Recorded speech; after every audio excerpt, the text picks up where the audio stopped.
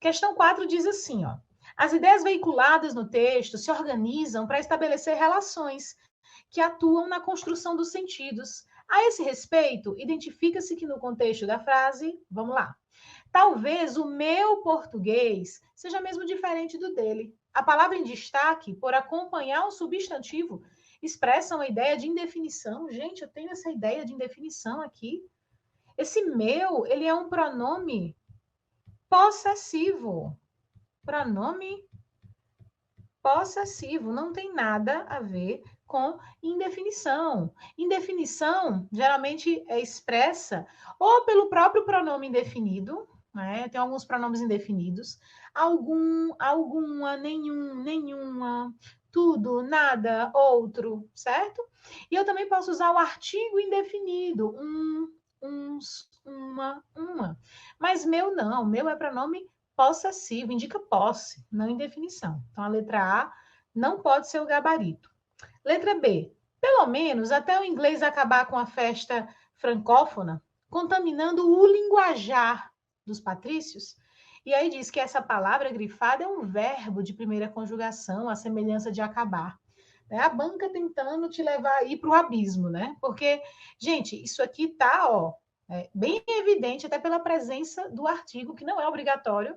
Eu não vou ter substantivo só acompanhado por artigo, tá? Mas aqui ainda trouxe, né, o artigo para facilitar a vida. Isso aqui é um substantivo.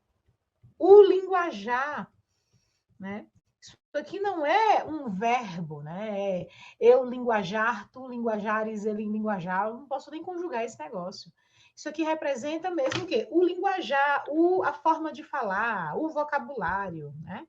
Então, isso aí representa uma coisa, né? O substantivo, nada de verbo.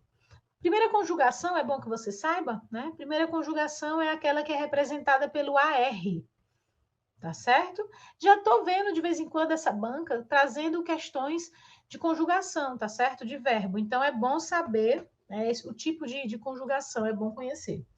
Então, quando a gente tem um verbo terminado em AR, a gente diz que ele é de primeira conjugação. Quando ele é terminado em ER, a gente diz que é de segunda, ou OR. Quando ele termina em IR, a gente diz que ele é de terceira conjugação, certo? Então, linguajar, substantivo. Quero falar rapidinho, trazer uma dicasinha da conjugação. Só anote aí, por gentileza. Quando a gente diz que a palavra termina, né, com AR, vou até deixar aqui no canto para não ter perigo de dar nenhuma doideira. A gente diz que o verbo que termina em AR, ele é de primeira conjugação. Quando ele termina em R ou OR, conjugação. Quando ele termina em ER ou OR, representa a segunda conjugação. E quando ele termina em IR, terceira conjugação, certo? Conjugação.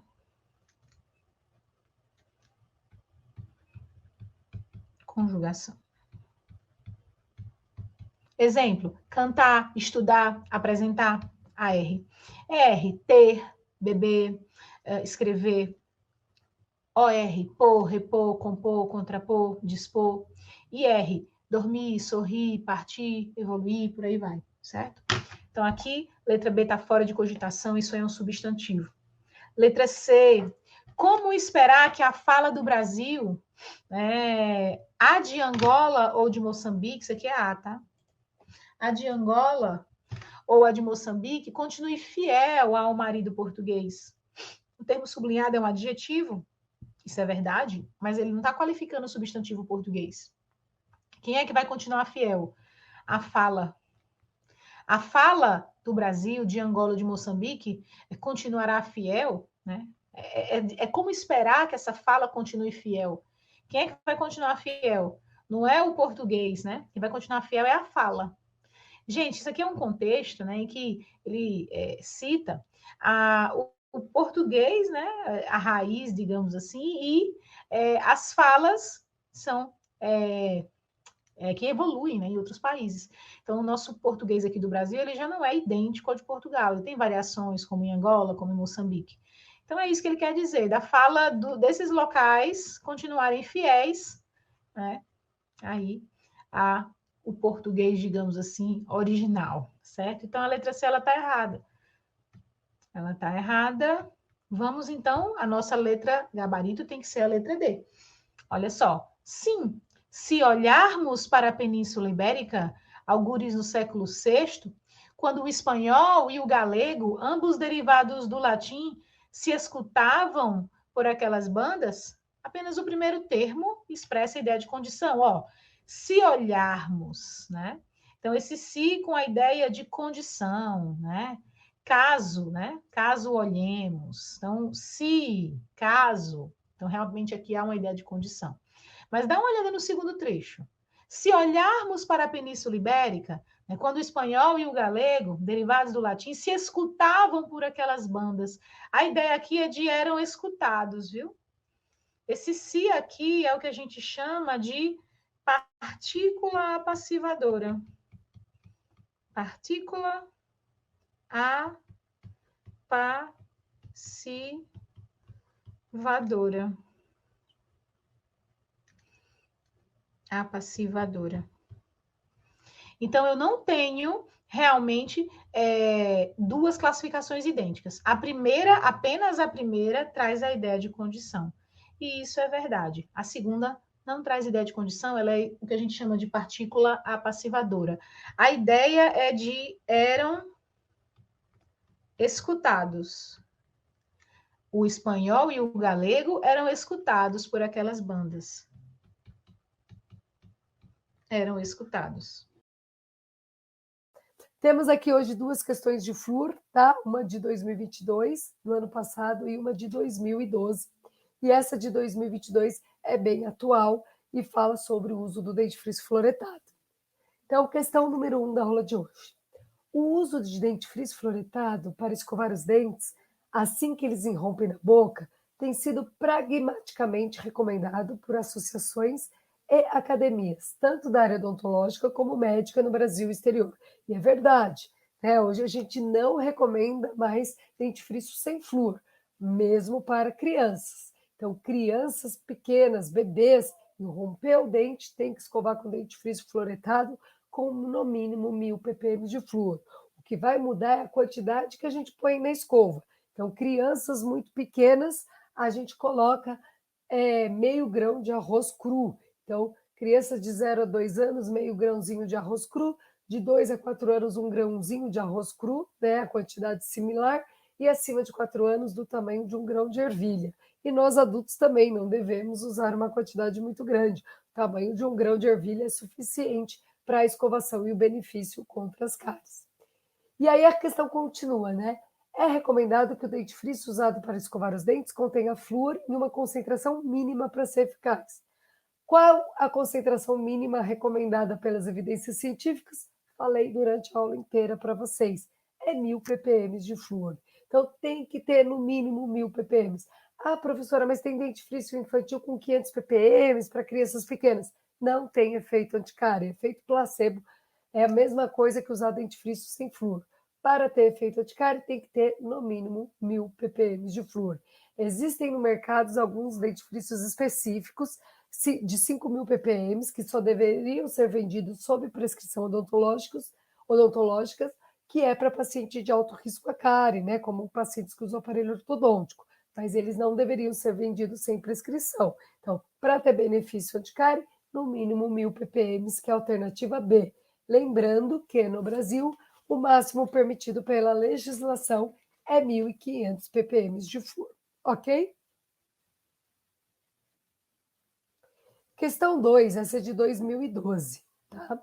Ela diz o seguinte: atualmente há um consenso de que o flúor, importante para o controle de lesões cariosas, é aquele mantido constantemente na cavidade bucal. É capaz de interferir com a dinâmica do processo da doença cárie, reduzindo a quantidade de minerais perdidos quando o fenômeno da desmineralização. Isso significa, exceto que, então a gente sabe que o flúor ele tem que ficar circulando, né, constantemente na nossa cavidade bucal, e a melhor forma de fazer isso é usando o dentifrício fluoretado, que você usa uma quantidade pequena de flúor várias vezes ao dia, né, que seria 3 vezes ao dia, então ele mantém circulando, mantém ativo, e o nosso dente, ele sofre o processo desre a todo momento, ele ganha e perde minerais. O grande problema é quando ele mais desmineraliza que remineraliza, e é aí que vai agir o flúor. Então a gente sabe que o pH crítico para desmineralização do esmalte é 5,5, na ausência de flúor. Então, se não existisse flúor no mundo, com o pH abaixo de 5,5, o dente desmineralizaria e assim a gente teria a cárie. Com a presença de flúor, esse pH crítico precisa ficar abaixo de 4,5. Então, abaixo de 4,5 que você perderia minerais. E entre 5,5 e 4,5, o dente perde hidroxapatita, porém ganha fluorapatita. Então, entre 4,5 e 5,5, né, nesse processo de desmineralização da hidroxapatita, é quando o dente ainda está ganhando fluorapatita. Então, é aí que o flúor vai agir. Então, nessa questão, ele tem 4 alternativas corretas e uma incorreta, que é a que ele quer. Então, eu sempre falo para vocês, leve uma canetinha na prova, risquem a prova de vocês, a folha de questão pode ser riscada, então, essa questão que é o exceto, porque nosso cérebro sempre vai procurar a certa, e aqui tem várias certas. Se você não lê direito, você já marca a certa, pula para a próxima e acaba errando a questão. Então, pega a canetinha, vamos lá procurar qual é a questão que está errada. Teremos 4 corretas e uma incorreta. Então, alternativa A. O flúor não é capaz de interferir nos fatores responsáveis pela doença cárie, ou seja, na formação de placa e na transformação de açúcares em ácidos. Verdade, o flúor vai agir no processo de desmineralização, mas ele não vai agir, apesar de ter um pequeno efeito bactericida e bacteriostático, a placa bacteriana, o biofilme, ele vai formar, porque isso é um processo natural, as bactérias estão na nossa boca, ele não vai agir na dieta, né? Se o paciente consumir açúcar, essas bactérias que estão na nossa boca vão metabolizar esse açúcar. Então, nesses efeitos, nesses fatores etiológicos, realmente o flúor não é capaz de interferir. Então, a alternativa A está correta. Então, certinha a A. Certinha. B. É muito importante o controle da placa dental ou da dieta por parte do paciente profissional? Com certeza. Né? A melhor forma de se prevenir a cárie é, primeiro, controlar o consumo de açúcar, e isso a gente pode orientar nosso paciente, ele pode fazer em casa. Segundo, controlar o biofilme a partir da escovação. Então, o paciente faz em casa com a escovação e a gente no consultório com a profilaxia. Então, é muito importante, sim, está correta a B. C. O flúor, além de aumentar o pH crítico do meio, ativa o processo de remineralização, reduzindo a perda mineral em comparação ao meio isento de flúor.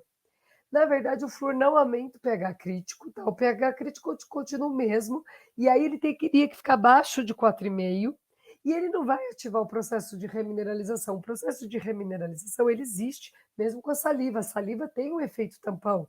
Então, na verdade, o que está escrito aí está escrito de uma forma errônea. Então, o pH crítico ele tem que ficar abaixo de 4,5.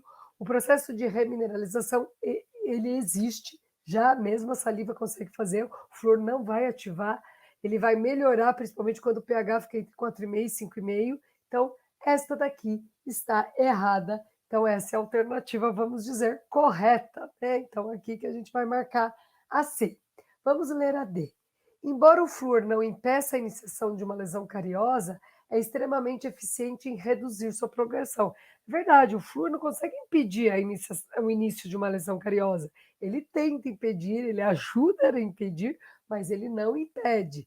Mas ele também é eficiente para reduzir sua progressão. A gente consegue utilizar para remineralização, a gente consegue utilizar para prevenir a instalação, mas impedir, ele não impede. Tá? Então, essa daqui está correta também. Então, a incorreta, que é exceto, é a alternativa C, tá? Alguma dúvida sobre flúor? Vamos ler aqui, temos no chat uma questão sobre flúor. A Ellen Campos perguntou, professora, repete por favor entre 5,5 e 4,5. que acontece, Ellen? O pH crítico para desmineralização do esmalte é 5,5, se não existe esse flúor. Então, você está lá na cavidade bucal, o dente sofre o processo Desré, a saliva, por meio do efeito tampão, tenta remineralizar, controlar aquela desmineralização, porém, se o pH fica abaixo de 5,5, o dente perde minerais na forma de hidroxoapatita. Com a presença do flúor, o pH crítico é 4,5, ou seja, precisa ficar abaixo de 4,5 para ele perder tanto a hidroxoapatita como a fluorapatita. E quando o pH está entre 5,5 e 4,5, ou seja, abaixo de 5,5, ele está perdendo a hidroxoapatita, porém não está perdendo a fluorapatita, porque ainda está acima de 4,5. Então, quando ele está entre 4,5 e 5,5, ele perde hidroxoapatita, porém ainda ganha fluorapatita. Então, ele forma uma camada protetora. Agora, se o pH fica abaixo de 4,5, aí não tem quem salve. O dente vai perder tanto a hidroxoapatita como a fluorapatita, né? Então, ele vai desmineralizar. Aí não tem quem impeça, mesmo o flúor não vai conseguir impedir o aparecimento da lesão de cárie. Tudo bem? Ficou claro? Se você tiver alguma dúvida ainda, se ficou dúvida, é só perguntar. Lembrando que para dentina o pH crítico é 6,5. Então, quando você tem dentina exposta, com pH crítico abaixo de 6,5, você perde os minerais e tem a desmineralização da dentina, tá? Então, não podemos esquecer, pH crítico da dentina é abaixo de 6,5, do esmalte é abaixo de 5,5 na ausência de flúor e abaixo de 4,5 na presença de flúor, ok? A anestesia local foi definida como perda da sensação em uma área circunscrita do corpo causada pela depressão da excitação nas terminações nervosas ou pela inibição do processo de condução dos nervos periféricos. Uma característica importante da anestesia local é a produção da perda da sensibilidade sem indução da perda de consciência. Nessa área principal, a anestesia local difere drasticamente da anestesia geral. Afinal de contas, a anestesia local você não tem perda de consciência. A anestesia geral você tem perda de consciência, tanto é que o cara tem que ser entubado. Porque na anestesia geral, você desliga o centro de controle da respiração, que fica lá no tronco encefálico. Tem que ter respiração, ah, ajuda para o cara manter a respiração. Então, isso na anestesia local não precisa, porque você não tem a depressão do sistema nervoso central a esse nível, em situações normais, obviamente. Então, esse é o contexto. Esse textinho que ele coloca aqui no início, ó, falando depressão das excitações nas terminações nervosas e bababá, isso aqui eu vou explicar detalhadamente nos próximos slides, tá? Mas ele colocou um textinho aqui só para contextualizar a questão. Segundo Benet, mencionado no livro Manual de Anestesia Local, né, ou seja, o Malamed, são propriedades de um anestésico local ideal, exceto. Então, são 4 alternativas. Uma delas tem uma informação que não é ideal numa anestesia local, tá? Então, primeira afirmação: ter a potência suficiente para proporcionar anestesia completa sem uso de soluções em concentrações nocivas. Em outras palavras, ele está falando aqui que o anestésico local tem que ter uma concentração suficiente que não seja necessário chegar na toxicidade. Concentração nociva é concentração tóxica. Então, a gente quer isso aqui? Claro que a gente quer. Mas eu quero o exceto. Então, não é essa. B. Ser relativamente isento quanto à produção de reações alérgicas. Sim, isso está certo. Isso a gente consegue. É muito raro ter alergia a anestésico local, principalmente aos anestésicos amidas, que a gente vai falar já já. Tá? Então é bem raro. O Malamed ele até fala que é praticamente inexistente o risco de reação alérgica à amida. Quando o paciente fala que é alérgico ao anestésico, na maioria das vezes ele é alérgico ao conservante. E aí o anestésico acaba caindo no combo. Né? Mas se ele fosse lá investigar no alergologista certinho, ele ia ver que, na verdade, não provavelmente não é o anestésico, é o conservante da solução. Então, tá certo isso aqui. Alternativa C, ser instável em solução. Como assim? A gente quer que o anestésico seja instável em solução? A gente quer que o anestésico seja estável em solução. A gente quer tanto uma estabilidade do anestésico colocar em solução que a indústria farmacêutica coloca lá um ácido clorídrico para melhorar a estabilidade. Então isso aqui está errado. Essa é a alternativa errada. Essa é o exceto. Mas continuando, ó, ser instável em solução e prontamente submetido à biotransformação no corpo.